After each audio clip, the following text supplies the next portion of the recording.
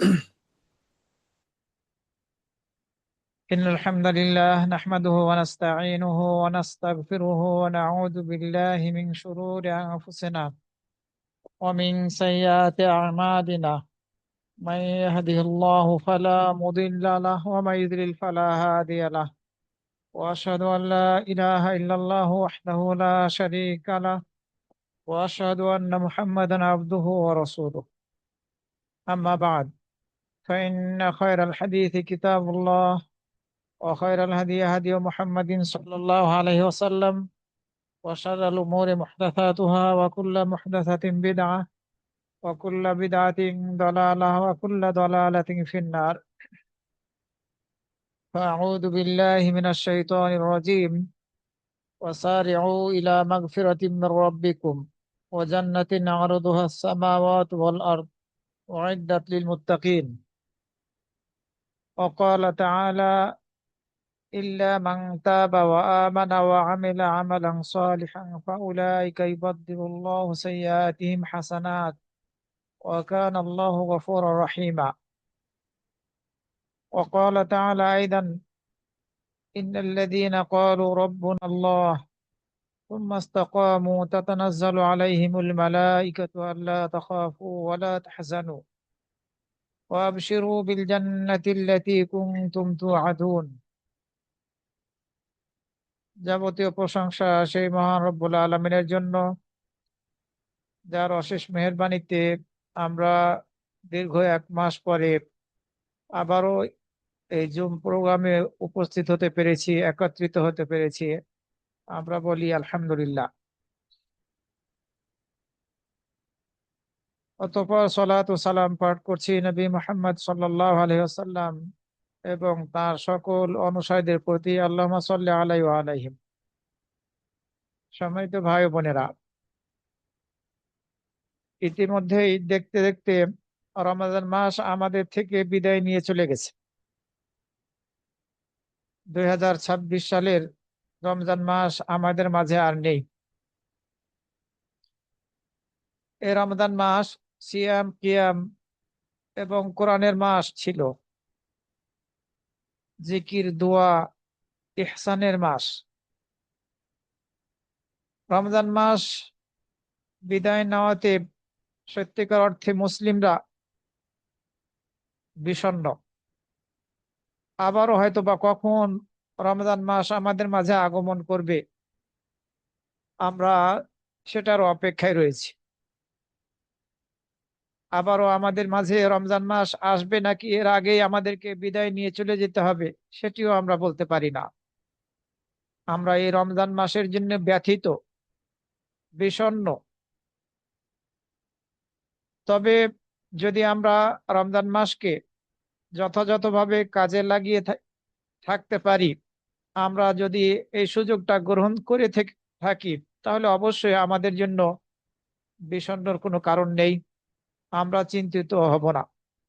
ইনশাআল্লাহ আল্লাহ রাব্বুল আমিন আমাদের ইবাদত গুলিকে কবুল করবেন, আমরা আশাবাদী। আমরা তার সন্তুষ্টি লাভের উদ্দেশ্যে ইবাদত করেছিলাম, আমরা মানুষের প্রশংসা পাওয়ার জন্য বা শুধুমাত্র এই রমজান মাসের জন্য ইবাদত করিনি। আমরা ইবাদত করেছিলাম, ইবাদত করা শুরু করেছিলাম জীবনের বাকি যত বছর আমাদের মাঝে রয়েছে, যতদিন আমরা বেঁচে থাকবো ততদিন পর্যন্ত যাতে আমরা ধারাবাহিকভাবে অব্যাহত রাখতে পারি, এই প্রত্যয় এবং এই নিয়াতে। ইনশাআল্লাহ আমরা এই নিয়াতকে যাতে ধরে রাখতে পারি, আল্লাহ রাব্বুল আলামিন আমাদের সবাইকে যাতে এই তৌফিক দান করে। এই রমাদান মাস আমাদের মাঝে এসেছিল সুসংবাদ দিয়ে। বরকতের মাস ছিল, বরকতের মাস আমাদের থেকে আপাতত বিদায় নিয়েছে। দয়ার মাস, ক্ষমার মাস, জাহান্নামের আগুন থেকে মুক্তির মাস। নির্দিষ্ট করে 10 দিন 10 দিন করে ভাগ করে নয়, বরং পুরো রমজান মাসটি ছিল ক্ষমার মাস, দয়ার মাস, জাহান্নামের আগুন থেকে মুক্তির মাস। আল্লাহ রাব্বুল আলামিন যে নির্দেশ দিলেন, ওয়াসারিউ ইলা মাগফিরাতিম মির রাব্বিকুম ওয়া জান্নাতিন আরদুহা আস-সামাওয়াতু ওয়াল আরদ উইদ্দাত লিল মুত্তাকিন। আর তোমরা তোমাদের রবের পক্ষ থেকে ক্ষমার দিকে ধাবিত হও এবং সেই জান্নাতের দিকে ধাবিত হও যে জান্নাতের পরিধি আসমান সমূহ এবং জমিনের সমান। আসমান সমূহ ও জমিনের সমান যে জান্নাতকে তৈরি করে রাখা হয়েছে মুত্তাকিনদের জন্য। এই যে আল্লাহর নির্দেশ, ক্ষমার দিকে ধাবিত হওয়ার নির্দেশ, জান্নাতের দিকে ধাবিত হওয়ার নির্দেশ, আমরা কি রমজান মাসেই শুধু সীমাবদ্ধ থাকব যে রমজান মাসে ক্ষমার দিকে ধাবিত হব, সুযোগ গ্রহণ করে জান্নাতের পথে চলা শুরু করব, সুযোগ গ্রহণ করে রমজান মাস বিদায় নিল, এরপরে আমরা সেই পথের ওপরে অবিচল থাকব না? এমনটি আমাদের কারো নিকট থেকে কাম্য নয়। আমরা কেউ এমন মন মানসিকতাও রাখি না। আমরা আশা করি প্রত্যেকেই জীবনের বাকি সময়ে একই ধারায় আল্লাহকে স্মরণ করব, তার ইবাদত করব, তার শুকরিয়া আদায় করব, কৃতজ্ঞতা প্রকাশ করব, যতদিন পর্যন্ত এই জীবনে আমরা বেঁচে আছি।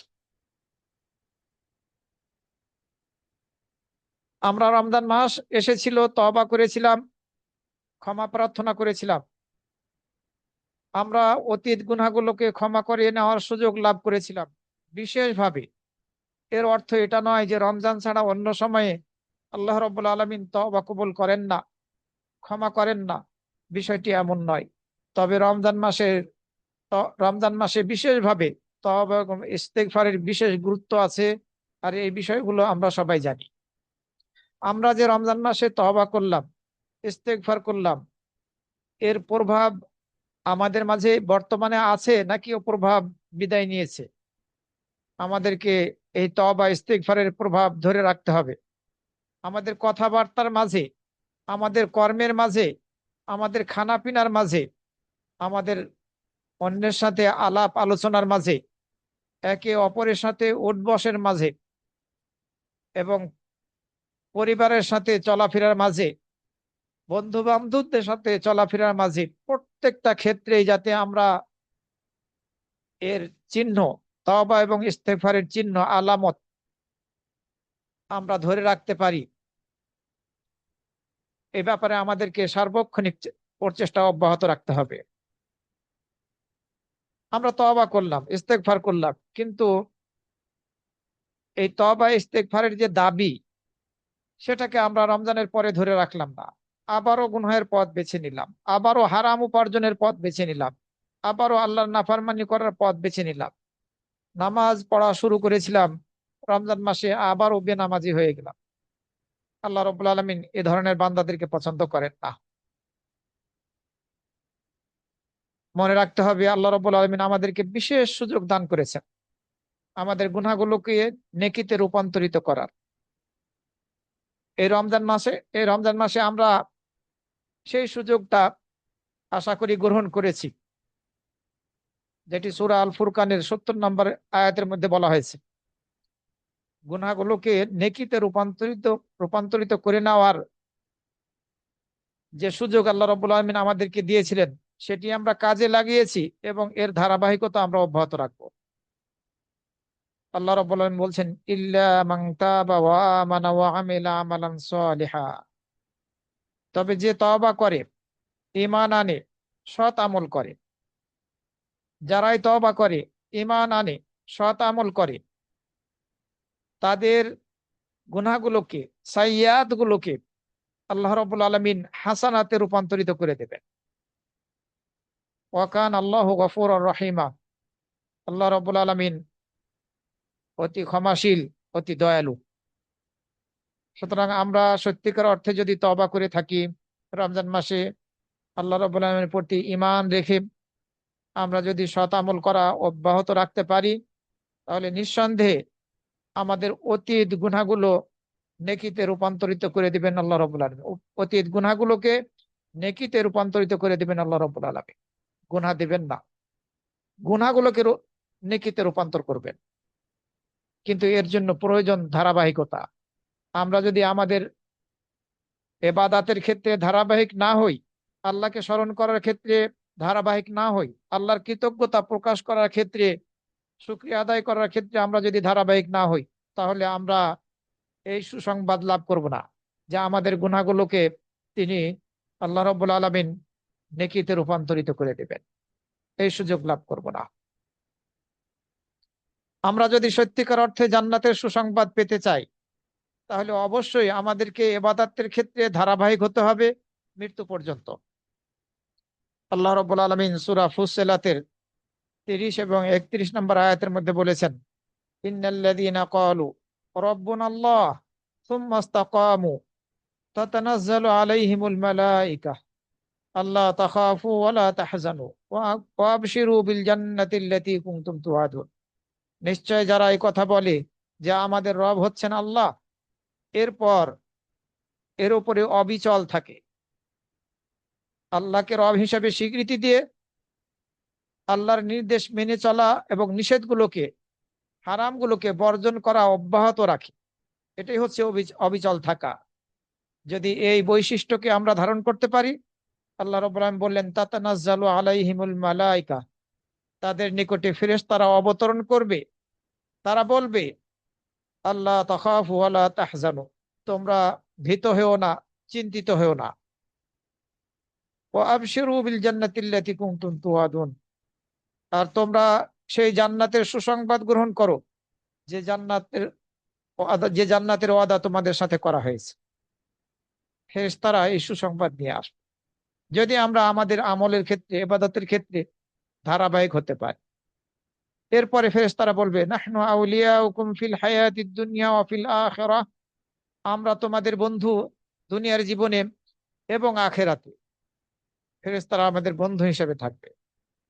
ওয়ালাকুম ফিহা মা তাশতাহি আনফুসুকুম, আর তোমাদের জন্য সেখানে, অর্থাৎ সেই জান্নাতের মধ্যে তোমাদের মন যা চাবে তাই রয়েছে। ওয়ালাকুম ফিহা মা তাদদাউন, তোমরা যা দাবি করবে তাই তোমরা পাবে সেই জান্নাতের মধ্যে। এই সুসংবাদ পেতে হলে, এই সুসংবাদ লাভ করতে হলে আমাদেরকে আমাদের ইবাদতের ক্ষেত্রে অবশ্যই ধারাবাহিক হইতে হবে। আর এই ধারাবাহিক যে আমরা হলাম, এর আলামত বুঝবো কিভাবে?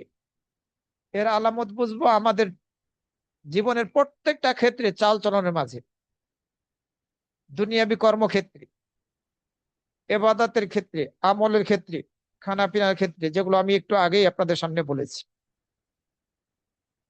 বিপরীতে যদি আমাদের অবস্থা এমন হয় যে রমাদান মাস এসেছিল, আল্লাহর অনেক ইবাদত করেছিলাম, এই ইবাদত গুলোর মাধ্যমে আল্লাহর নৈকট্য লাভ করার চেষ্টা করলাম, রমজান মাসের পরে আবার ওই পাপের পথে ধাপিত হলাম, তাহলে মনে করতে হবে যে তওবা করেছিলাম, যে ক্ষমা প্রার্থনা করেছিলাম, ওই ক্ষমা প্রার্থনার মাঝে আর তওবার মাঝে ইখলাস ছিল না। আল্লাহ রাব্বুল আলামিনের সন্তুষ্টি লাভ করার নিয়াতে গোলমাল ছিল। এটাই আমাদেরকে ধরে নিতে হবে। আমাদের তওবাটা ইখলাসের সাথে হয়। তওবা আমাদের শর্ত মাফিক হয়নি, যে শর্তগুলো তওবার ক্ষেত্রে অপরিহার্য। ইখলাস থাকতে হবে, অনুতপ্ত হতে হবে, গুনাহগুলো থেকে সম্পূর্ণভাবে মুক্ত হতে হবে, কখনো সেই গুনাহগুলো করব না এই প্রতিজ্ঞা করতে হবে। যে সময়ের মধ্যে তওবা কবুল হয় সে সময়ের মধ্যে তওবা কবুল করতে হবে। মানুষের হক নষ্ট করে থাকলে সেগুলোকে ত্যাগ করতে হবে, সেগুলোকে পরিশোধ করতে হবে, অথবা তাদের কাছ থেকে ক্ষমা চেয়ে নিতে হবে, এবং সকল প্রকার বিদআত থেকে মুক্ত থাকতে হবে। এই শর্তগুলো তওবার শর্ত।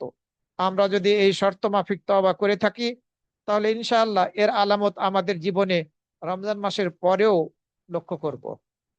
এর প্রভাব আমরা আমাদের জীবনে দেখতে পাবো। আমরা রমজান মাসের পরে সর্বাত্মক চেষ্টা করব নতুন একটি জীবন গড়ার। আমরা জ্ঞান অর্জনের ক্ষেত্রে সচেষ্ট থাকব, কোরআন এবং হাদিসকে বোঝার ক্ষেত্রে আমরা সচেষ্ট থাকব, কোরআন এবং সহিহ হাদিসকে আমাদের জীবনে বাস্তবায়ন করব, আমাদের পরিবারের ক্ষেত্রে, পারিবারিক ক্ষেত্রে বাস্তবায়ন করব। এভাবে আমরা আমাদের জীবনকে গড়ে তোলার সর্বাত্মক চেষ্টা করব।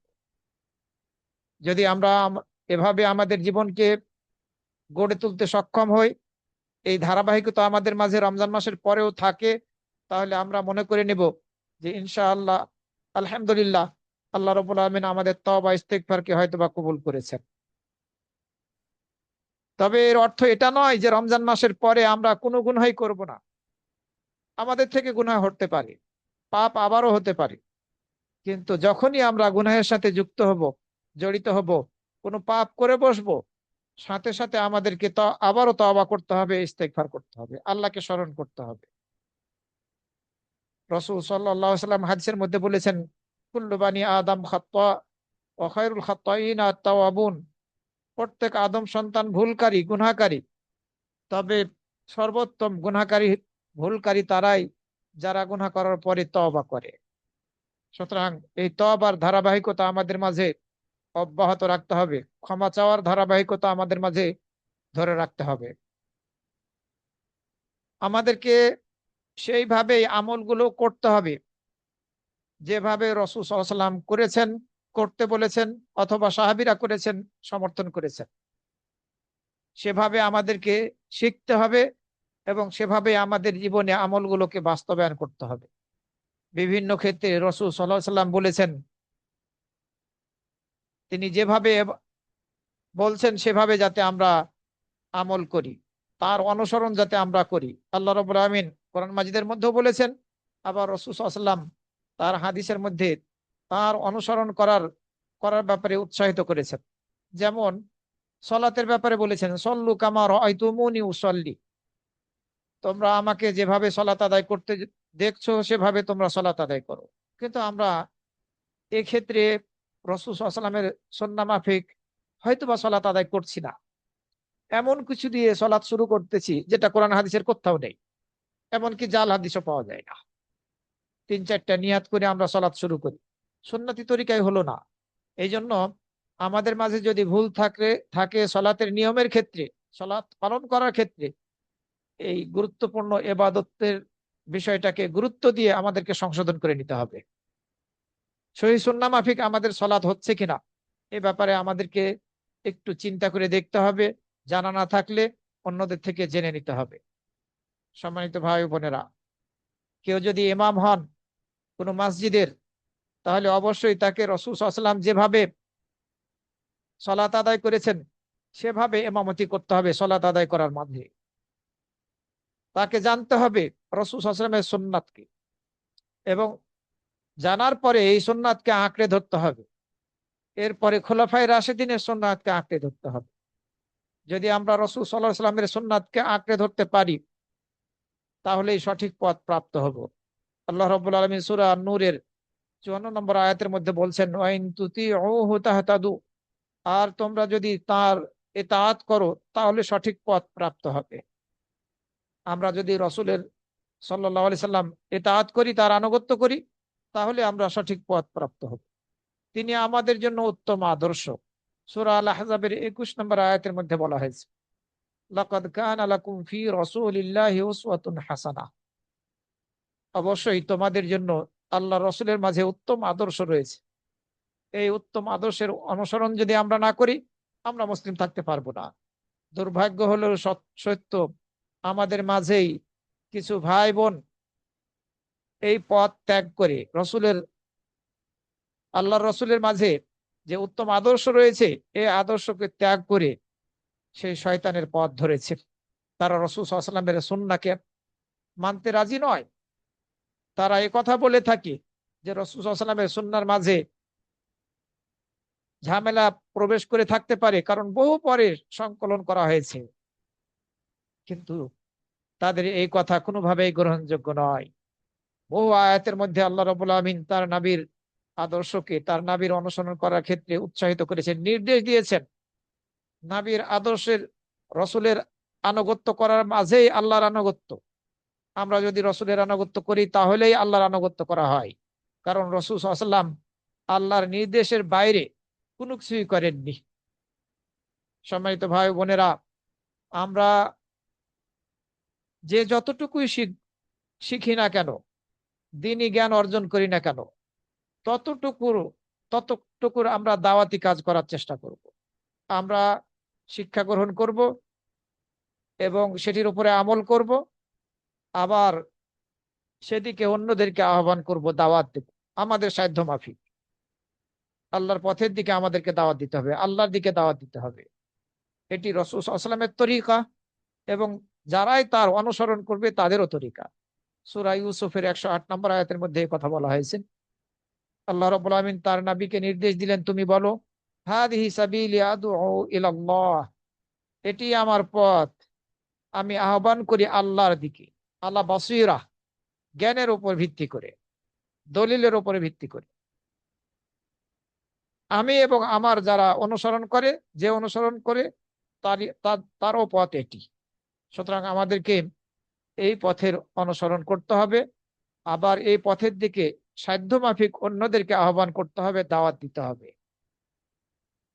আমরা যখনই কোরআনের একটি কিছু শিখবো, জানবো, সুন্নাত সম্পর্কে জ্ঞান অর্জন করব, আমরা মানুষ অন্যদেরকে সেদিকে আহ্বান করব, বোঝানোর চেষ্টা করব সুন্দর নরম ভাষায়। রাসূল সাল্লাল্লাহু আলাইহি ওয়াসাল্লাম হাদিসের মধ্যে বলেছেন, বাল্লিগু আন্নি ওয়ালাউ আয়াহ, তোমরা আমার পক্ষ থেকে আমার উদ্ধৃতিতে একটি আয়াত হলেও পৌঁছে দাও, একটি আয়াতের একটা আয়াত হলেও সেটি তাবলীগ করো। এই আয়াতের মধ্যে কোরআনের আয়াতকেও বোঝানো হয়েছে, এই আয়াত দ্বারা কোরআনের আয়াতকেও বোঝানো হয়েছে, আবার হাদিসকেও বোঝানো হয়েছে, সহিহ হাদিসকে। যায়েদ বিন সাবিত রাদিয়াল্লাহু আনহু থেকে অন্য হাদিসের মধ্যে বর্ণিত হয়েছে, তিনি বলেন, আমি রাসূল সাল্লাল্লাহু আলাইহি ওয়াসাল্লামকে বলতে শুনেছি, নাদ্দারাল্লাহু ইমরাআন সামিআ মিন্না হাদিসান, আল্লাহ সেই ব্যক্তিকে উজ্জ্বল করুন, উজ্জ্বলতা দান করুন, তার চেহারাকে উজ্জ্বল করে দিন, যে আমার থেকে একটি হাদিস শুনলো, এরপরে সেটিকে হেফজ করলো, হেফজ করার পরে সেটি অন্যের নিকটে পৌঁছে দিল। রাসূল সাল্লাল্লাহু আলাইহি ওয়াসাল্লাম দোয়া করেছেন যে সেই ব্যক্তির চেহারাকে আল্লাহ রাব্বুল আলামিন উজ্জ্বল করুন, যে আমার থেকে একটি হাদিস শুনলো, শুনে হেফজ করে সেটিকে অন্যের নিকটে পৌঁছালো। আমাদেরকে এই দায়িত্ব আমাদের সাধ্য মাফিক পালন করার চেষ্টা করতে হবে। রমাদান মাস এসেছিল আমাদের মাঝে, আমরা বিভিন্ন ক্ষেত্রে জ্ঞান অর্জন করার চেষ্টা করেছি, আমরা বিভিন্নভাবে আল্লাহর নৈকট্য লাভ করার চেষ্টা করেছি, বিভিন্ন ধরনের ইবাদতের মাধ্যমে কোরআন তেলাওয়াত করেছি, জিকির আজকার করেছি, কিয়ামুল লাইল করেছি, তওবা করেছি, ইস্তেগফার করেছি, আমরা দান খয়রাত করেছি, গরিব মিসকিনদের পাশে দাঁড়িয়েছি। এই যে রমজান মাসে গরিব মিসকিনদের পাশে দাঁড়ানোটা, রমজান মাস বিদায় নিল, এরপরে কি আমরা ভুলে যাব? না, আমরা যারা সম্পদশালী, আমাদেরকে সাধ্যমাফিক চেষ্টা অব্যাহত রাখতে হবে। রমজান মাস বিদায় নিল, এর অর্থ এটা নয় যে গরিব মিসকিনদের পাশে আমরা দাঁড়াবো না, আমাদেরকে দাঁড়াতে হবে। ফকির মিসকিন, যারা দরিদ্র এতিম, বিধবা, আমাদের মুখাপেক্ষী, তাদেরকে আমরা সাধ্যমাফিক সাহায্য করব। এর ধারাবাহিকতা আমাদেরকে অব্যাহত রাখতে হবে। দ্বীনি দাওয়াতের ক্ষেত্রে যেমনি আমরা ভূমিকা রাখবো, অনুরূপভাবে এইসব ক্ষেত্রেও আমাদেরকে ভূমিকা রাখতে হবে। বিভিন্ন হালাকার মাধ্যমে আমরা কোরআন এবং হাদিসের জ্ঞান অর্জন করছি, এই এই কোরআন এবং হাদিসের জ্ঞান অর্জন করা আমাদেরকে অব্যাহত রাখতে হবে। সম্মানিত ভাই ও বোনেরা, আমাদের এই ক্ষণকালীন জীবনে এমন কিছু করে যাওয়ার চেষ্টা আমাদেরকে অব্যাহত রাখতে হবে, এমন কিছু করে যাওয়ার চেষ্টা আমাদেরকে করতে হবে যেটা আমাদের মৃত্যুর পরেও আমাদের উপকার বয়ে আনবে, যাতে আমাদের এই নেকির ধারাটা মৃত্যুর পরেও অব্যাহত থাকে। আমরা মৃত্যুর পরেও যাতে আমরা এই আমলের দ্বারা উপকার ভোগ করতে পারি, এই ধারাবাহিকতা যাতে অব্যাহত থাকে, এমন কিছু আমাদেরকে এই দুনিয়াতে জীবদ্দশায় করে যাওয়ার চেষ্টা করতে হবে। কোনো সন্দেহ নেই, যার পক্ষে যার যতটুকু সামর্থ্য, সে তার সামর্থ্য অনুযায়ী করবে। কেউ কোটিপতি, সে লাখো টাকা দান করবে। কেউ হয়তো বা লাখপতি, সে 1000 টাকা দান করছে। কেউ হাজারপতি, কেউ হয়তো বা 1000 টাকার মালিক, কেউ হয়তো বা 100 টাকার মালিক, কিন্তু সে 100 টাকা দান করছে, 1 টাকা দান করছে। আল্লাহ রাব্বুল আলামিন কাউকে বঞ্চিত করবেন না। যদি সাদাকা জারিয়া আমরা আমাদের এই ক্ষণকালীন জীবনে করে যেতে পারি, তাহলে এর দ্বারা আমরা আখিরাতে উপকার ভোগ করব। আমরা উপকৃত হব মৃত্যুর পরেও, আমাদের কবরে এবং আখিরাতের জীবনে। রাসূল সাল্লাল্লাহু আলাইহি সাল্লাম হাদিসের মধ্যে বলেছেন, ইযা মাতাল ইনসানু ইনকাতা আনহু আমালুহু, যখন মানুষ মারা যায় তখন তার আমল করাটা বন্ধ হয়ে যায়, ফলে তার আমলের নেকিও তার কাছে পৌঁছাটা বন্ধ হয়ে যায়। তবে তিনটি আমলের নেকি তার কাছে পৌঁছতে থাকে। একটি হচ্ছে সদাকা জারিয়া, সেই সদাকা যেটা জারি থাকে, এমন কিছু করে গেলাম, মাদ্রাসা প্রতিষ্ঠা করে গেলাম, এতিমখানা বানিয়ে গেলাম, মসজিদ তৈরি করে দিয়ে গেলাম, মুসাফির খানা বানালাম, এভাবে বিভিন্ন খাতে সাদাকা জারি হিসাবে কিছু করে যেতে পারলাম। যে যতটুকু সক্ষম হবে করতে, তাকে ততটুকু করার ব্যাপারে সচেষ্ট থাকতে হবে। সবাই সমভাবে করতে পারবে এটা আমরা বলতে পারি না। এরপরে রাসূল সাল্লাল্লাহু আলাইহি ওয়াসাল্লাম বললেন, আও ইলমিন ইউনতাফাউ বিহি, যদি আমরা কিছু জ্ঞান ছেড়ে যেতে পারি, যে জ্ঞানের দ্বারা আমাদের মৃত্যুর পরে অন্যরা উপকৃত হবে, এটাও সাদাকা জারিয়ার মতো, এর দ্বারা আমরা উপকৃত হব। আমরা হয়তোবা কোনো দরিদ্র ছেলে অথবা মেয়েকে, কোনো একজন ছেলে অথবা মেয়েকে ইসলামী শিক্ষায় শিক্ষিত করে গেলাম, সে অন্যকে শিখালো, এই ধারাবাহিকতা যদি অব্যাহত থাকে, তাহলে এই জ্ঞানের দ্বারা আমরাও সহযোগী হিসেবে উপকৃত হতে থাকবো। অথবা বই লিখে গেলাম, বক্তব্য দিয়ে গেলাম, এই বক্তব্যগুলো, এই বইগুলো যতদিন পর্যন্ত মানুষ পড়বে আর শুনবে, ততদিন পর্যন্ত মৃত ব্যক্তি উপকৃত হতে থাকবে। এরপরে রাসূল সাল্লাল্লাহু আলাইহি ওয়াসাল্লাম বললেন, আও আলাদিন সালিহিন ইয়াদউ লাহু, অথবা সৎ সন্তান, যে সন্তান তার পিতামাতার জন্য দোয়া করলো। পিতামাতার জন্য যদি সৎ সন্তান আমরা রেখে যেতে পারি আর তারা দোয়া করে, তাহলে পারে তাদের দোয়ার দ্বারা আমরা মৃত্যুর পরে উপকৃত হব। কিন্তু দুর্ভাগ্য আমাদের, আমরা অনেক সময় আহ সৎ সন্তান হিসেবে হয়তোবা গড়ে রেখে যেতে পারছি না। হয়তোবা নামাজ পড়তো, রোজা রাখতো, সৎ পথে চলতো, কিন্তু যখন একটু বয়স বেড়ে গেল, তখন তাদেরকে আমরা আর কন্ট্রোল করতে পারছি না, তারা আমাদের কথা শুনছে না। এর জন্য আমরা দায়ী থাকবো না। আমরা যেহেতু চেষ্টা করেছি, আমাদের পক্ষ থেকে কোনো ত্রুটি ছিল না, সুতরাং তারা যদি আমাদের অবাধ্য হয়ে যায়, তাহলে এর জন্য তারা দায়ী হবে। এক সময় হয়তো বা করবে, এক সময় হয়তো বা বুঝ শক্তি আসবে, তখন আমাদের জন্য দোয়া করবে, দান খয়রাত করবে, তাদের দ্বারা আমরা উপকৃত হব। তবে আমাদেরকে চেষ্টা করতে হবে সন্তানকে সৎ হিসেবে গড়ে তোলা। আমরা সন্তানকে সৎ হিসেবে গড়ে তুলতে পারছি না, বিপদ, যার ফলে আমরা হয়তোবা ওই কোরআনের হাফেজ আলেম ওলামাদেরকে দাওয়াত দিয়ে খাওয়ায়ে, মিলাদ পড়িয়ে, তাদের মাধ্যমে দোয়া করানোর চেষ্টা করি, যেটা ইসলাম সমর্থন করে না। এভাবে দোয়া করিয়ে নেওয়ার পদ্ধতি, মিলাদ করার পদ্ধতি ইসলামে নেই, কিন্তু আমরা সেটি বেছে নিয়েছি, যেটা ইসলামিক পদ্ধতি নয়, বরং সেটি বিদআতি পদ্ধতি। আমাদেরকে চেষ্টা করতে হবে আমরা আমাদের পিতা মাতার জন্য, দাদা দাদি, নানা নানির জন্য, অতীতে যারা আত্মীয় স্বজনদের মধ্য থেকে মারা গিয়েছে, তাদের সকলের জন্য আমরা যেন দোয়া করি। সম্মানিত ভাই ও বোনেরা, এই রমজান মাস আমাদের থেকে বিদায় নিয়েছে, এটি ছিল ধৈর্যের মাস। আমরা এই রমজান মাস থেকে ধৈর্য নামক বৈশিষ্ট্যটাকে ধৈর্য নামক বৈশিষ্ট্যটাকে শিখেছি, এই গুণটাকে আমরা ধারণ করতে পেরেছি, সিয়াম পালন করেছি। এই সিয়াম পালন করা একটি বিশেষ ইবাদত, আর এই ইবাদত করতে হলে অবশ্যই ধৈর্য ধারণ করা লাগে। আমরা ধৈর্য ধারণ করেছি, হালাল খানাপিনা থেকে নিজেদেরকে বিরত রেখেছি। হালাল খানাপিনা আমরা ভক্ষণ করি নাই। আল্লাহ যে সব কিছুকে নিষিদ্ধ করেছিলেন, সেগুলোকে আমরা বর্জন করেছি দিনের বেলা। আল্লাহর দেওয়া পদ্ধতি মেনে চলেছি, আমরা নিয়ম নীতি মেনে চলেছি।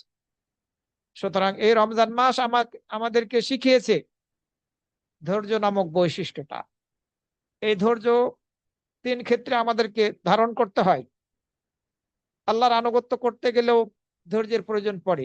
ধৈর্য ছাড়া কারো পক্ষে আল্লাহর ইবাদত করা সম্ভব নয়।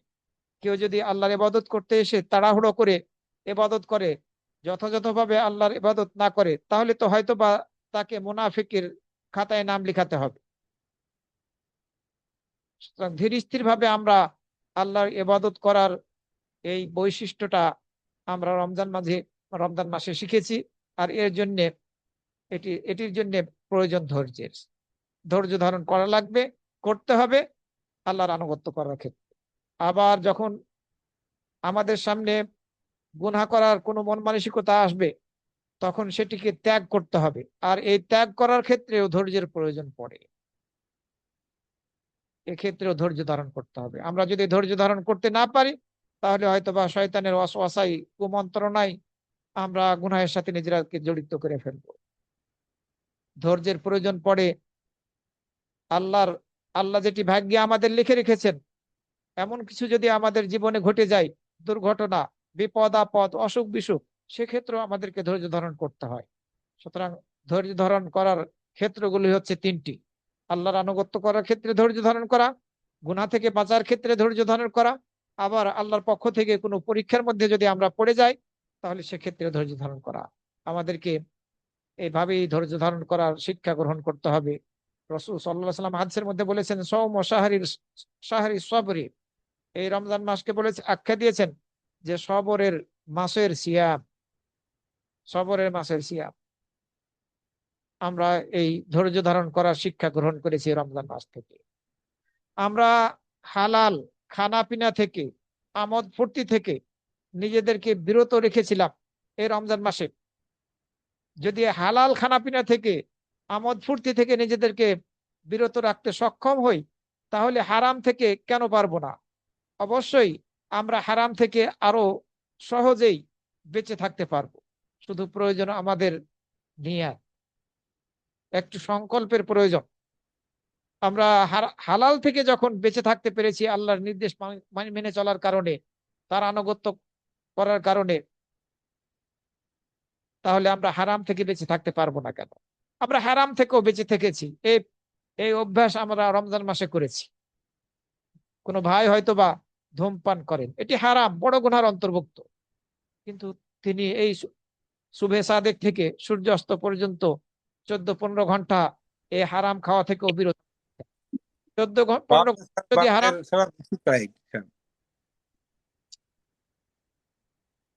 14-15 ঘন্টা যদি আমরা হারাম থেকে, হালাল খাবার থেকে এবং হারাম থেকেও বিরত থাকতে পারি, বাকি সময়গুলো কেন আমরা হারাম থেকে বিরত থাকতে পারবো না? ইনশাআল্লাহ আমরা পারবো। সেটি সহজ আমাদের জন্য। এই রমজান মাস আমাদেরকে শিখিয়েছে ইখলাস। আমরা সিয়াম পালন করেছি, কাউকে যদি না জানাই যে আমি সিয়ামরত আছি, কারো পক্ষে জানা সম্ভব নয়। আর এই সিয়াম এমন একটি ইবাদত যার প্রতিদানটা অগণিত, বেহিসাব। কারণ এই সিয়াম হচ্ছে আল্লাহ রাব্বুল আলামিন যেটা বলেছেন, এই সিয়ামটা হচ্ছে আমার জন্য, আর আমি এর প্রতিদান দিয়ে থাকি। এই সিয়ামের প্রতিদানটা 10 থেকে 700 গুণ পর্যন্ত নয়, যেটা অন্যান্য ইবাদতের ক্ষেত্রে। সিয়ামের ক্ষেত্রে আল্লাহ রাব্বুল আলামিন বলছেন এর প্রতিদান আমি দিয়ে থাকি, বেহিসাব প্রতিদান। সম্মানিত ভাই বোনেরা, এই রমজান মাসকে আমরা বেশি বেশি করে আল্লাহকে স্মরণ করার অভ্যাস করেছি। এর ধারাবাহিকতা আমাদেরকে অবশ্যই অব্যাহত রাখতে হবে। আর এই আল্লাহকে স্মরণ করার মাধ্যমে আমাদেরকে আল্লাহর নৈকট্য লাভ করার ব্যাপারে সচেষ্ট থাকতে হবে। কারণ আল্লাহ রাব্বুল আলামিন বলছেন, ফাযকুরুনি আযকুরকুম ওয়াশকুরুলি ওয়ালা তাকফুরুন। তোমরা আমাকে স্মরণ করো, তাহলে আমি তোমাদেরকে স্মরণ করব। তোমরা আমার কৃতজ্ঞতা প্রকাশ করো, অকৃতজ্ঞ হয়েও না। ওয়াশকুরুলি, তোমরা আমার কৃতজ্ঞতা প্রকাশ করো।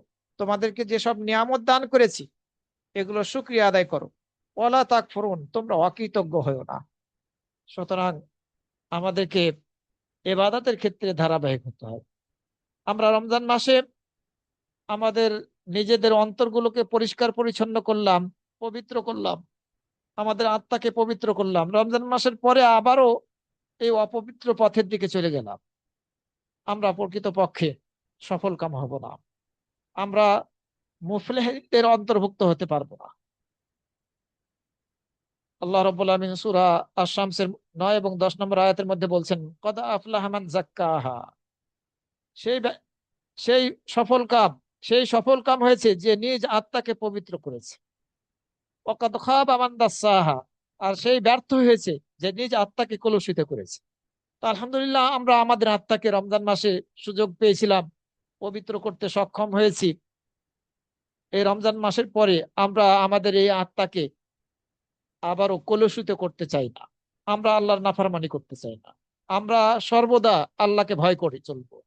আমরা যথাযথভাবে আল্লাহকে ভয় করব, সর্বদা আল্লাহর আনুগত্য করব, তার নাফরমানি করব না। সর্বদা আল্লাহকে স্মরণ করব, তাকে ভুলে যাব না।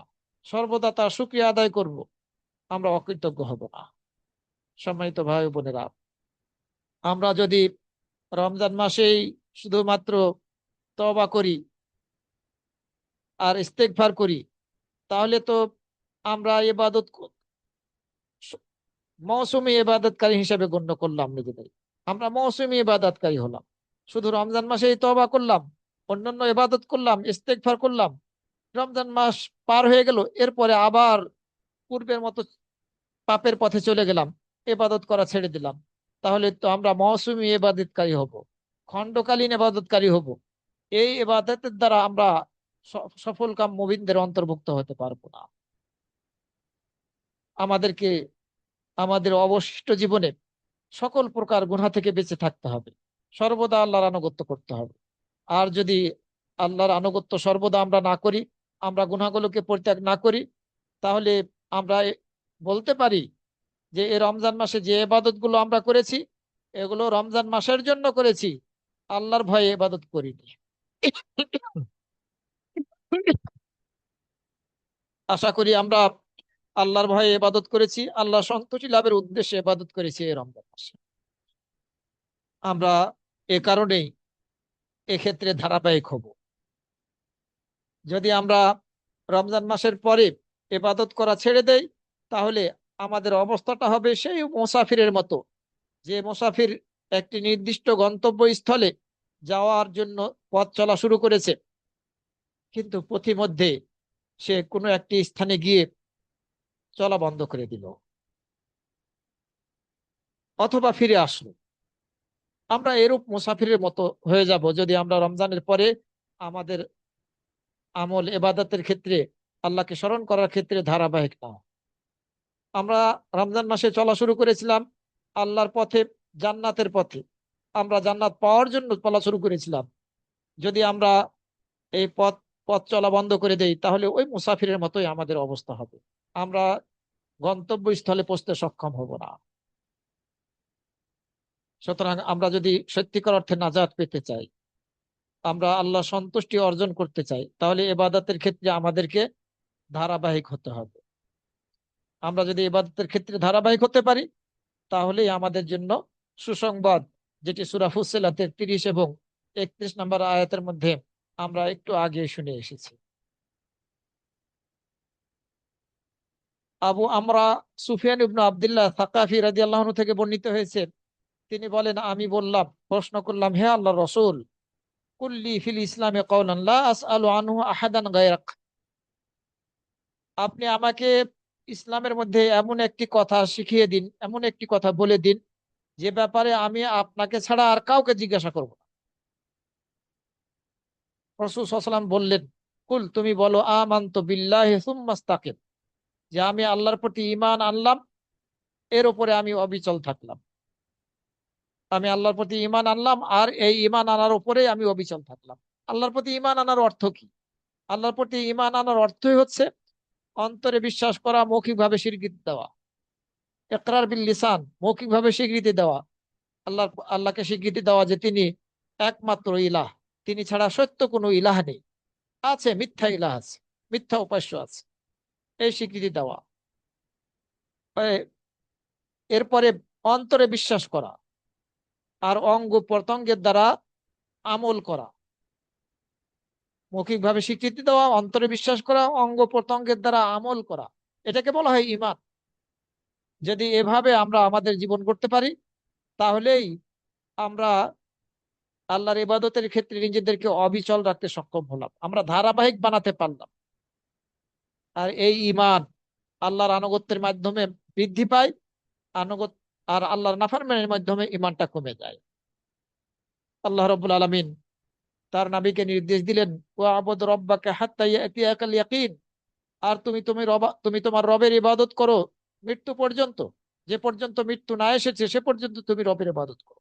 সুতরাং আমাদেরকে ইবাদত করতে হবে মৃত্যু পর্যন্ত। রাসূল সাল্লাল্লাহু আলাইহি ওয়াসাল্লামের পূর্বের এবং পরের সব গুনাহ ক্ষমা করে দেওয়া হয়েছে। এরপরে আল্লাহ রাব্বুল আলামিন তাকে নির্দেশ দিলেন যে তুমি মৃত্যু পর্যন্ত ইবাদত করো। আমরা কোথায়? রাসূল সাল্লাল্লাহু আলাইহি ওয়াসাল্লামের তুলনায় আমরা কোথায়? সুতরাং আমাদেরকে আল্লাহ এবং তার রসুলের আনুগত্য করতে হবে, ইতাআত করতে হবে। তাহলেই আমরা দুনিয়া এবং আখিরাতে সফলকাম হতে পারবো।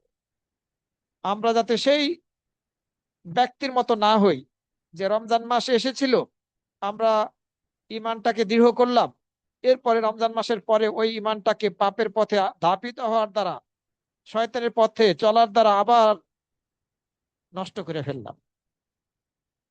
এরকম যাতে আমাদের অবস্থা না হয়। যদি আমাদের অবস্থাটা এরকম হয়, তাহলে তো আমাদের অবস্থা হবে সেই ব্যক্তির মতো যে একটি বাড়ি তৈরি করলো, এরপরে সেই বাড়িতে বসবাস শুরু না করে সেটাকে আবার ভেঙে ফেললো। রাসূল আল্লাহ রাব্বুল আলামিন মক্কার এক মহিলা সম্পর্কে বলছেন যে তোমরা ওই মহিলার মতো হইও না। ওয়ালা তাকুনু কাল্লাতী নাকাদাত গাজলাহা মিন বাদি কুওয়াতিন আনকাসা। সূরা আন-নাহলের 92 নম্বর আয়াতের মধ্যে এসেছে যে তোমরা সেই মহিলার মতো হইও না, যে মহিলা সুতা পাকাতো, শক্ত হওয়ার পরে সেগুলোকে আবার টুকরো টুকরো করে ফেলতো, কোনো কাজে লাগাতো না। অর্থাৎ আমরা অঙ্গীকার করেছি রমজান মাসে, আল্লাহ আমরা তোমার পথেই চলবো, বারবার বলেছি ইয়াকা না'বুদু ওয়া ইয়াকা নাস্তাইন। এরপরে রমজান মাস বিদায় নিল, আল্লাহর ইবাদত করা ছেড়ে দিলাম, আল্লাহর আনুগত্য করা ছেড়ে দিলাম। তাহলে তো আমাদের অবস্থাটা ওই মহিলার মতোই হলো। মক্কার যে মহিলা সুতা পাকানোর পরে শক্ত করে, শক্ত যখন হয়ে যেত তখন আবার টুকরো টুকরো করে ফেলত। আমরা যাতে এরকম মুসলিম মুমিন না হই, বরং আমরা যাতে আমলদার মুসলিম মুমিন হতে পারি, মৃত্যু পর্যন্ত আমাদেরকে এই ব্যাপারে সচেষ্ট থাকতে হবে। আর এই মহিলার মতো, ওই মুসাফিরের মতো কোনো বিবেক সম্পন্ন ব্যক্তি হতে পারে না। আমাদেরকে আমাদের ইবাদতের ক্ষেত্রে ধারাবাহিক হতে হবে। রাসূল সাল্লাল্লাহু আলাইহি ওয়াসাল্লাম হাদিসের মধ্যে বলেছেন, আহাব্বুল আমালি ইলাল্লাহি আদওয়ামুহা ওয়া ইন কাল্লা। আল্লাহর নিকটে সবচেয়ে বেশি পছন্দনীয় আমল হচ্ছে সেই আমলটি যেটি ধারাবাহিক ভাবে করা হয়। যে আমলটি ধারাবাহিক ভাবে করা হয় সে আমলটি আল্লাহ রাব্বুল আলামিনের নিকটে সবচেয়ে বেশি পছন্দ। ওয়া ইন কাল্লা, যদিও সে আমলটা কম হয়, আমলটা কম হলেও সে আমলটি সবচেয়ে বেশি উত্তম, আল্লাহ নিকটে পছন্দনীয়। আয়েশা রাদিয়াল্লাহু আনহা, আমাদের মা, উম্মুল মুমিনিন, এদা আমেলাতিল আমালা লাজিমাতহু, তিনি যখন কোনো আমল করতেন সে আমলটা সর্বদা করতেন, আঁকড়ে ধরতেন। মুসলিম শরীফের হাদিস। এরপরে রাসূল সাল্লাল্লাহু আলাইহি ওয়াসাল্লাম যখন কোনো আমল করতেন সেটিকে ধরে রাখতেন, ছেড়ে দিতেন না। যদি রাতের বেলা ঘুমের কারণে জাগ্রত হতে না পারতেন, অথবা তিনি যদি অসুস্থতার কারণে কিয়ামুল লাইল বা সলাতুত তাহাজ্জুদ আদায় করতে না পারতেন, তাহলে দিনের বেলা 12 রাকাত পড়ে নিতেন, 11-র স্থলে 12 রাকাত পড়তেন। হয়তো বা ক্লান্তির কারণে ঘুম থেকে জাগ্রত হতে পারেননি, অথবা অসুস্থতার কারণে রাতের বেলা পড়তে পারেননি, দিনের বেলা 12 রাকাত পড়তেন। বেতের 3 রাকাতকে 4 রাকাত বানিয়ে দিতেন। এটি হচ্ছে সুন্নাত তরিকা। 2-2 করে 4 রাকাত পড়তে হবে বেতের নিয়াতে, মধ্যখানে সালাম ফিরতে হবে। সম্মানিত ভাই ও বোনেরা, রাসূল সাল্লাল্লাহু আলাইহি ওয়াসাল্লাম আমাদেরকে এই হাদিসের দ্বারা উৎসাহিত করেছেন যে নফল ইবাদত হলেও সে ব্যাপারে তোমরা ধারাবাহিক হবে। রমজান মাসে আমরা কিয়ামুল লাইল করেছি, সলাতুল লাইল আদায় করেছি, অথবা আমরা সলাতুত তারাবিহ আদায় করেছি। রমজান মাসের পরে সে পরিমাণ যদি নাও পারি, 2 রাকাত 4 রাকাত করে শেষ রাত্রি পড়ার আমরা চেষ্টা করব ইনশাআল্লাহ।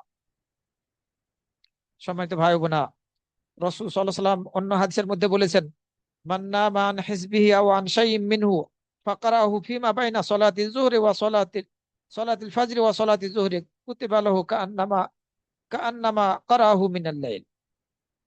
কেউ তার রাতের বেলার ওয়াজিফা বা করণীয় কাজ কিংবা তার কিছু অংশ করতে ভুলে গেলে, তা যদি সে ফজর ও জোহরের সলাতের মধ্যবর্তী কোনো এক সময়ে আদায় করে নেয়, তাহলে তা এমন ভাবে তার জন্য লিখে নেওয়া হবে যেন সে তা রাতের বেলায় সম্পূর্ণ করেছে। কেউ রাতের বেলা আমরা কোনো একটা আমল করতাম, কিন্তু সেটা করতে পারি নাই। হয়তো বা কোরআন তেলাওয়াত করতাম, নামাজ পড়তাম, সেটা করা সম্ভব হয়নি কোনো কারণবশত, গ্রহণযোগ্য কারণে। সেটা আমরা ফজর আর জোহরের সলাতের এই মাঝের সময়ের মধ্যে যদি আদায় করে নেই, তাহলে রাসূল সাল্লাল্লাহু আলাইহি ওয়াসাল্লাম বললেন এমন ভাবে তা লিখে নেওয়া হবে যেন সে তা রাতের বেলায় সম্পূর্ণ করেছে। অর্থাৎ রাতের বেলায় আদায় করলে যে নেকি পেতাম, ওই ফজর আর জোহরের মাঝের এই সময়ের মধ্যে সেটা আদায় করে নিলে একই ধরনের নেকি আমরা পাবো। সম্মানিত ভাই বোনেরা, ধারাবাহিকভাবে যদি আমরা আমল করা অব্যাহত রাখতে পারি, তাহলে এরও অনেক ফজিলত, উপকারিতা রয়েছে। আমরা আমরা যদি আমাদের আমলের ক্ষেত্রে ধারাবাহিক হতে পারি, তাহলে যখন আমরা বিপদে পড়ব তখন আল্লাহ রাব্বুল আলামিন আমাদেরকে সাহায্য করবে।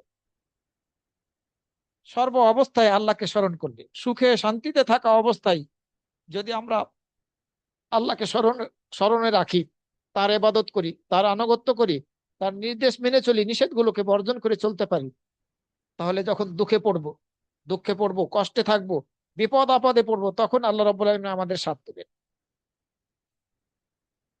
নবী সাল্লাল্লাহু আলাইহি সাল্লাম আব্দুল্লাহ ইবনে আব্বাস রাদিয়াল্লাহু আনহুকে উদ্দেশ্য করে বললেন, ইহফাজিল্লাহ ইয়াহফাজুক। তুমি আল্লাহকে হেফাজত করো, তাহলে আল্লাহ তোমাকে হেফাজত করো। তুমি আল্লাহকে হেফাজত করো, তাহলে তুমি তোমার সামনে আল্লাহকে পাবে। তুমি যখন কিছু চাবে তখন আল্লাহর কাছে চাও, যখন সাহায্য প্রার্থনা করবে তখন আল্লাহর কাছে সাহায্য প্রার্থনা করো। এভাবে রাসূল সাল্লাল্লাহু আলাইহি ওয়াসাল্লাম আব্দুল্লাহ ইবনে আব্বাস রাদিয়াল্লাহু আনহুকে শিক্ষা দিলেন। আল্লাহকে হেফাজত করার অর্থ হচ্ছে আল্লাহর নির্দেশ মেনে চলা, নিষেধগুলোকে বর্জন করা। সুতরাং আমরা যদি আল্লাহর নির্দেশগুলো মেনে চলতে পারি ধারাবাহিকভাবে আমাদের মৃত্যু পর্যন্ত, তাহলে আল্লাহ রাব্বুল আমিন আমাদেরকে হেফাজত করবে, আমাদেরকে সাহায্য করবে। রাসূল সাল্লাল্লাহু আলাইহি ওয়াসাল্লাম হাদিসের মধ্যে বলেছেন, তাআররাফ ইলাল্লাহি ফির রাখা ইয়ারিফুকা ফিস সিদ্দা। তুমি সুখে শান্তিতে থাকা অবস্থায় আল্লাহকে চেনো, তাহলে বিপদে বিপদের সময় তোমাকে আল্লাহ চিনবে। তাআররাফ ইলাল্লাহি ফির রাখা, তুমি সুখে শান্তিতে আনন্দে থাকা অবস্থায় আল্লাহকে চিনো, তাকে ভুলে যেও না। তাহলে বিপদে যখন তুমি পড়বে আর এই বিপদে পড়ে তুমি আল্লাহকে ডাকবে, তখন আল্লাহ তোমার ডাকে সাড়া দেবে। আল্লাহ চিনবেন, এর অর্থ হচ্ছে এটি। বিপদে পড়ে আমরা যদি আল্লাহকে ডাকি, আল্লাহ আমাদের ডাকে সাড়া দিবেন। কখন? শর্তটা হচ্ছে যখন আমরা সুখে শান্তিতে থাকবো, তখন যদি আল্লাহকে ভুলে না যাই, আল্লাহকে ডাকা অব্যাহত রাখি, তাকে আমরা স্মরণ করি।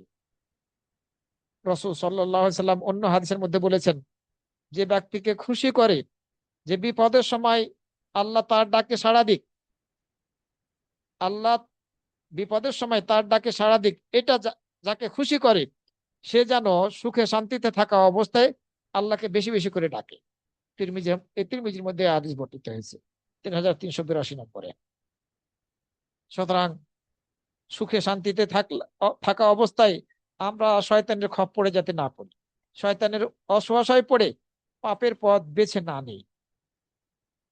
হয়তো বা এক সময় টাকা পয়সা ছিল না, তখন খারাপ কিছু, পাপের কোনো কিছু চিন্তাই করতে পারতাম না, আসতো না। কিন্তু যখন টাকা পয়সা হলো, যে এখন তো টাকা আছে, একটু আমোদ ফুর্তি করে নেই, শয়তানের ধোকায় পড়ে যায় অনেক সময় মানুষ। আল্লাহ রাব্বুল আলামিন আমাদেরকে যাতে এই সুখে শান্তিতে থাকা অবস্থায়, সচ্ছল অবস্থায় থাকাকালীন সময়ে শয়তানের অসহায় না ফেলেন, আল্লাহর কাছে সাহায্য প্রার্থনা করতে হবে। আমরা যদি ইবাদতের ক্ষেত্রে ধারাবাহিক হতে পারি, তাহলে আমাদের ইবাদত অশ্লীল কাজ থেকে এবং অন্যায় কাজ থেকে বাধা প্রদান করবে, যেটি আল্লাহ রাব্বুল আলামিন সূরা আনকাবুতের 45 নম্বর আয়াতের মধ্যে বলেছেন, ওয়াকিমিস সালাহ ইন্না সলাতা তানহা আনিল ফাহশাই ওয়াল মুনকার। আর তুমি সলাৎ কায়েম করো, নিশ্চয় সলাৎ অশ্লীলতা থেকে এবং অন্যায় কাজ থেকে বাধা প্রদান করে। সুতরাং সলাৎ সলাতের ব্যাপারে, নামাজের ব্যাপারে কোনো ছাড় নেই, পড়তেই হবে। মুসলিম হতে হলে, মুসলিম বলে দাবি করলে আমাদেরকে নামাজি হতেই হবে, আমাদেরকে সলাৎ আদায়কারী হতেই হবে।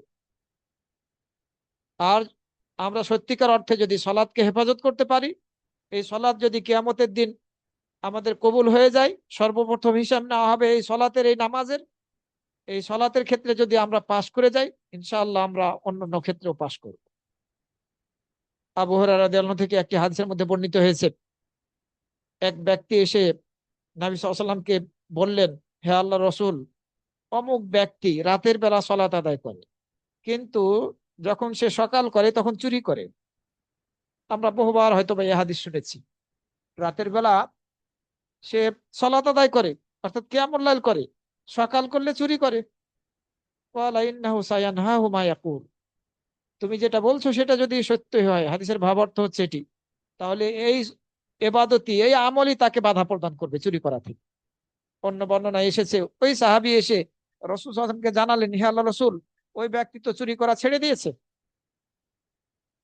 তো আমরা সত্যিকার অর্থে আল্লাহ সন্তুষ্টি লাভের উদ্দেশ্যে যদি সলাত আদায় করি, আল্লাহর ইবাদত করি, তাহলে এই সলাত এবং অন্যান্য ইবাদত গুলো অশ্লীলতা থেকে আমাদেরকে বাঁচিয়ে রাখবে, অন্যায় কাজ করতে বাধা প্রদান করবে আল্লাহর মেহেরবানিতে।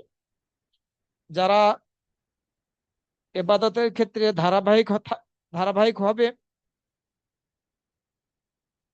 তাদেরকে আল্লাহ রাব্বুল আলামিন ভালোবাসবে। যারা ধারাবাহিক হয় ইবাদতের ক্ষেত্রে, তাদেরকে আল্লাহ রাব্বুল আলামিন ভালোবাসে। সূরা আল বাকারার 222 নম্বর আয়াতের মধ্যে আল্লাহ রাব্বুল আলামিন বলছেন, ইন্নাল্লাহা ইউহিব্বুত তাওয়াবিনা ওয়া ইউহিব্বুল মুতাতাহহিরিন। নিশ্চয় আল্লাহ রাব্বুল আলামিন তওবাকারীদেরকে এবং পবিত্রতা অর্জনকারীদেরকে ভালোবাসেন। তওবা যিনি করবেন গুনাহ থেকে, পাপ থেকে, আল্লাহর পথের দিকে, শয়তানের পথ ত্যাগ করে আল্লাহর পথের দিকে ফিরে আসবেন যারা, তারা নিজেদেরকে পবিত্র করতে পারলো গুনাহ থেকে, গুনাহগুলোকে মোচন করিয়ে নেওয়ার দ্বারা, আল্লাহর নিকট থেকে ক্ষমা করিয়ে নেওয়ার দ্বারা। সুতরাং এই তওবাকারী, পবিত্রতা অর্জনকারীদেরকে আল্লাহ রাব্বুল আলামিন ভালোবাসেন। এই ধারাবাহিকতা আমাদেরকে অব্যাহত রাখতে হবে। 5 ওয়াক্ত সালাত বিশেষভাবে আমরা যদি দৈনন্দিন আদায় করি, তাহলে আমাদের ঘরের দরজার সামনে যদি একটি নদী থাকে, আর সেই নদীতে 5 বার গোসল করলে যেমনি ভাবে কোনো ময়লা আবর্জনা আমাদের শরীরে থাকতে পারে না, 5 ওয়াক্ত সালাত আদায় করার কারণে আমাদের মাঝে কোনো গুনাহ থাকতে পারে না। রাসূল সাল্লাল্লাহু আলাইহি ওয়াসাল্লাম বুখারী, মুসলিম শরীফ সহ অন্যান্য হাদিস গ্রন্থের মধ্যে কথা বলেছেন।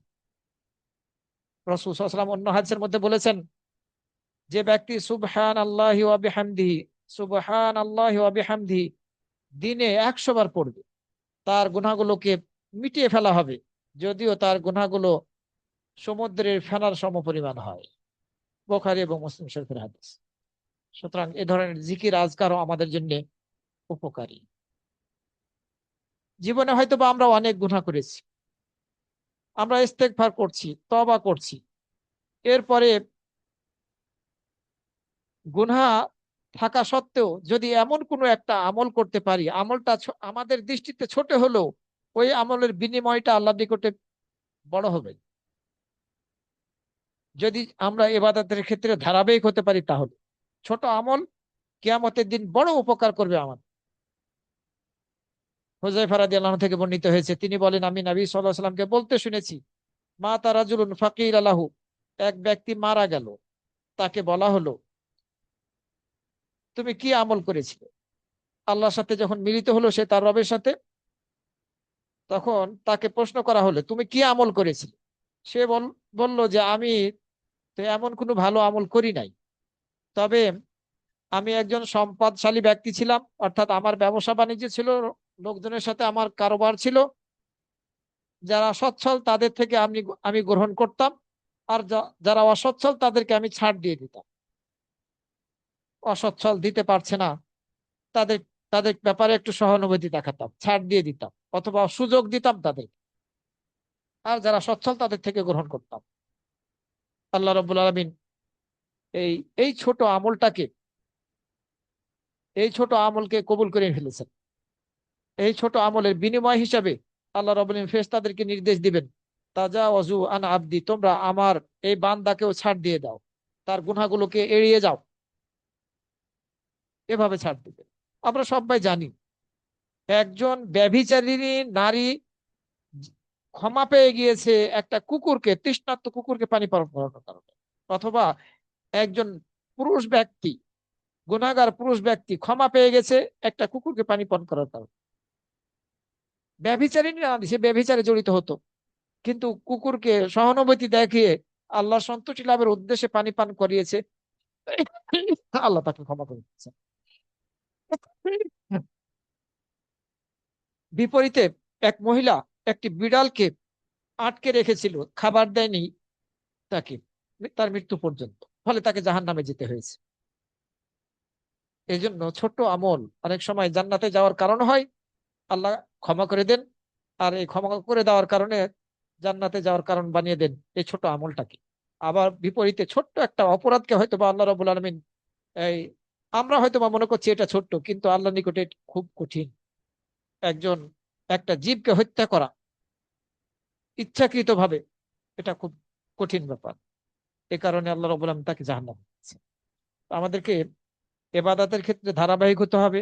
ছোট আমল মনে করছি, একটা একটা আমল করছি যেটা খুব ছোট মনে হচ্ছে, আরে নগণ্য, এটা কি হয়?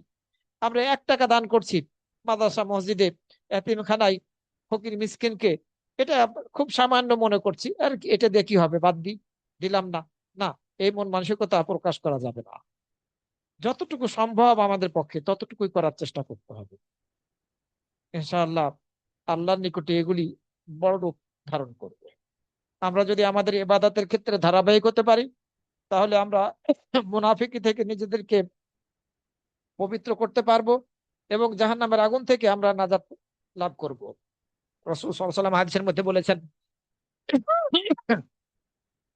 মান সাল্লা লিল্লাহি আরবাঈনা ইয়াওমান ফি জামাআতিন ইদরিকুল তাকবীরাতুল উলা, যে ব্যক্তি 40 দিন জামাতের সাথে তাকবীরে তাহরিমা সহকারে তাকবীরে তাহরিমা পেল, এভাবে জামাতের সাথে 40 দিন সালাত আদায় করবে, তার জন্য 2টি মুক্তি আল্লাহ রাব্বুল আলামিন লিখে দিবেন। একটি মুক্তি হচ্ছে জাহান্নামের আগুন থেকে, আর আরেকটি মুক্তি হচ্ছে মুনাফিকি থেকে। যে ব্যক্তি 40 দিন সালাত আদায় করতে সক্ষম হবে তাকবীরে তাহরিমা পাওয়া সহকারে জামাতের সাথে, এই ব্যক্তি কখনো আল্লাহর ইবাদত ছাড়তে পারে না।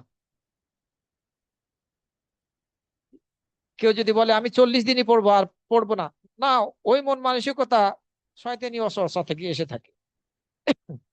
এটা বিশেষ ফজিলত 40 দিনে। আমরা হয়তো বা এটা কেউ পারি না, খুব কম সংখ্যকই আমরা হয়তো পাবো আমাদের মাঝে, হয়তো বা লাখে একটা হতে পারে যে আমরা তাকবীরে তাহরিমা সহকারে 5 ওয়াক্ত সালাত 40 দিন আদায় করছি জামাতের সাথে। আবার থাকতেও পারেন কেউ, বিশেষ ফজিলত এটি। আল্লাহ রাব্বুল আলামিন আমাদেরকে সুযোগ দিয়েছেন জাহান্নামের আগুন থেকে নিজেদেরকে মুক্ত করে নেওয়ার এই ইবাদতের দ্বারা। যদি আমরা ধারাবাহিক হতে পারি, তাহলে আমরা এই ফজিলত লাভ করবো এবং মুনাফিকি থেকে মুক্তি লাভ করা। সম্মানিত ভাই ও বোনেরা, আমি আগেই বলেছি আমাদেরকে সলাতের ব্যাপারে সবচেয়ে বেশি গুরুত্ব দিতে হবে। আমরা যদি সলাতকে হেফাজত করতে পারি, তাহলে আমরা জান্নাতের উত্তর জান্নাতুল ফিরদাউসের উত্তরাধিকারী হতে পারবো। শুধু এটাই নয়, আরো বৈশিষ্ট্য যেগুলো আছে, যেগুলো হারাম কাজ, সেগুলোকেও আমাদেরকে বর্জন করতে হবে। তবে সলাতটা সবচেয়ে বেশি ভূমিকা রেখে থাকে ফজিলত লাভ করার জন্য। সলাতের ভূমিকাটা সবচেয়ে বেশি আল্লাহ রাব্বুল আলামিনের পক্ষ থেকে প্রতিদান পাওয়ার ক্ষেত্রে। সলাত যদি কেউ 5 ওয়াক্ত আদায় করে আল্লাহ সন্তুষ্টি লাভের উদ্দেশ্যে, এই সলাত তাকে অন্যান্য পাপ থেকে দূরে সরাবে। আর যদি অন্যান্য পাপ থেকে কেউ কোনো ব্যক্তি দূরে না সরে, অথচ সে 5 ওয়াক্ত সলাত আদায় করছে, তাহলে মনে করতে হবে তার সলাতের মধ্যে ইখলাস নেই, সে আল্লাহ সন্তুষ্টি লাভের উদ্দেশ্যে ইবাদত করে না, যার ফলে সে ওই পাপের পথে নিজেকে ধাপিত করছে। সম্মানিত ভাই বোনেরা, আমরা যদি ইবাদতের ক্ষেত্রে সৎ আমল করার ক্ষেত্রে ধারাবাহিক হই, তাহলে অসুস্থতার সময় অথবা সফরে থাকাকালীন যদি সেই সৎ আমলগুলো করতে সক্ষম না হই, তাহলেও কিন্তু সমপরিমাণ নেকি লাভ করব। রাসূল সাল্লাল্লাহু আলাইহি সাল্লাম হাদিসের মধ্যে বলেছেন, ইদা মারিদাল আবদু আও সাফারা, যখন কোনো বান্দা অসুস্থ হয় অথবা সফর করে, কুতিবা লাহু মিসলু মা কানা ইয়ামালু মুকিমান সাহিহান, সে মুকিম অবস্থায় সুস্থ থাকাকালীন মুকিম অবস্থায় যে পরিমাণ ইবাদত করত, আমল করত, সেই পরিমাণ আমল ইবাদতের সমান তাকে তার জন্য নেকি লিখে দেওয়া হবে। অসুস্থ হয়ে গিয়েছেন, এখন আপনি খুব চিন্তা করছেন যে আমি সুস্থ থাকার সময় কত আল্লাহর ইবাদত করতাম, তাহাজ্জুদের সালাত আদায় করতাম, কিয়ামুল লাইল আদায় করতাম, অন্যান্য নফল ইবাদত করতাম, এখন আমি কিছুই করতে পারছি না। নেকি কিন্তু আপনি সমপরিমাণ পাবেন। অসুস্থ হওয়ার পরে অসুস্থ হওয়ার পরে ওই একই নেকি লাভ করবেন। শর্ত হচ্ছে আমাদেরকে আমাদের জীবনে ইবাদতের ক্ষেত্রে ধারাবাহিক হতে হবে। সফরকালীন সময়ে আপনি বাড়িতে থাকাকালীন সময়ের মতো ইবাদত করতে পারছেন না, নেকি সমান পাবেন। আপনি হয়তোবা হঠাৎ করে কোনো কারণবশত ঘুমিয়ে পড়েছেন, জাগ্রত হতে পারেননি, সালাতের ওয়াক্ত পার হয়ে গিয়েছে। আপনি যখনই জাগ্রত হলেন তখনই ওই সালাতটা আদায় করে নিলেন। আপনি রাতে ওই ওয়াক্তে সালাতটা আদায় করলে যে নেকি পেতেন, ওই নেকি আপনি লাভ করবেন। আর আপনার ঘুমটা আপনার জন্য সাদাকা, রাসূল সাল্লাল্লাহু আলাইহি ওয়াসাল্লাম হাদিসের মধ্যে বলেছেন। সম্মানিত ভাই বোনেরা, আমরা আমাদের ইবাদতের ক্ষেত্রে যদি ধারাবাহিক হতে পারি, তাহলে কিয়ামত দিবসে আল্লাহর আরশের ছায়া তলে আমরা ছায়া লাভ করব, যেদিন আর কারো কোনো ছায়া থাকবে না। আমরা সবাই জানি 7 শ্রেণীর আল্লাহর বান্দা, তারা আল্লাহর আরশের ছায়া তলে ছায়া লাভ করবে কিয়ামত দিবসে।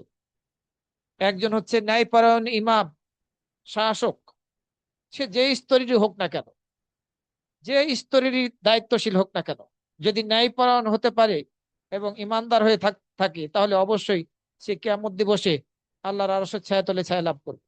এবং সেই যুবক যে তার রবের ইবাদতে নিজেকে ব্যস্ত রাখে, আল্লাহর ইবাদত থেকে সে দূরে সরে যায় না, আল্লাহকে সর্বদা স্মরণ করে।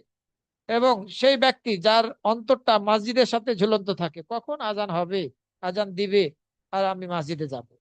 এবং সেই দুই ব্যক্তি যারা পরস্পরকে ভালোবাসে আল্লাহ সন্তুষ্টি লাভের উদ্দেশ্যে, আল্লাহর হস্তে, এবং একে অপর থেকে বিচ্ছিন্ন হয় আল্লাহর হস্তে, এই দুই ব্যক্তি আল্লাহর আরশের ছায়া তলেও ছায়া লাভ করবে। এবং সেই ব্যক্তি যাকে একজন সম্ভ্রান্ত পরিবারের সুন্দরী নারী ডাক দিচ্ছে ব্যভিচারের জন্য, আর সে বলছে আমি আল্লাহকে ভয় করি, এই ব্যক্তি আল্লাহর আরশের ছায়া তলে ছায়া লাভ করবে। এবং সেই ব্যক্তি, যে ব্যক্তি গোপনে সাদাকা করলো, ডান হাতে যেটি খরচা করলো, দান করলো, সেটি বাম হাত জানতে পারলো না। এবং সেই ব্যক্তি যে একাকিত্বে আল্লাহকে স্মরণ করে চোখ দিয়ে পানি ঝরায়, আল্লাহর আরশের ছায়া তলে ছায়া লাভ করবে। শর্ত হচ্ছে ইমানদার হতে হবে। সম্মানিত ভাই বোনেরা, আমরা যাতে আমাদের ইবাদতের ক্ষেত্রে ধারাবাহিক হতে পারি, এই জন্য আমাদেরকে চেষ্টা তো করতে হবে, আবার আল্লাহর সাহায্য প্রার্থনা করতে হবে। রাসূল সাল্লাল্লাহু আলাইহি ওয়াসাল্লাম সাহায্য প্রার্থনা করতেন, আল্লাহুম্মা আইন্নী আলা যিকরিকা ওয়া শুকরিকা ওয়া হুসনি ইবাদাতিক। হে আল্লাহ, তুমি আমাকে তোমাকে স্মরণ করার ক্ষেত্রে, তোমার শুকরিয়া আদায় এবং তোমার সুন্দরভাবে ইবাদত করার ক্ষেত্রে সাহায্য করো। তোমাকে স্মরণ করা, তোমার শুকরিয়া আদায় করা এবং তোমার ইবাদত যাতে আমি সুন্দরভাবে করতে পারি, এসব ব্যাপারে আমাকে তুমি সাহায্য করো। রাসূল সাল্লাল্লাহু আলাইহি ওয়াসাল্লাম দোয়া করতেন, আমাদেরকে এই দোয়া করতে হবে। আল্লাহুম্মা আইন্নী আলা যিকরিকা ওয়া শুকরিকা ওয়া হুসনি ইবাদাতিক। সিজদায় হোক, সালাম ফিরার পূর্বে হোক, অথবা সালাম ফিরার পরে হোক, বা অন্য যে কোনো সময় হোক, আমরা বেশি বেশি করে এই দোয়াগুলো করব।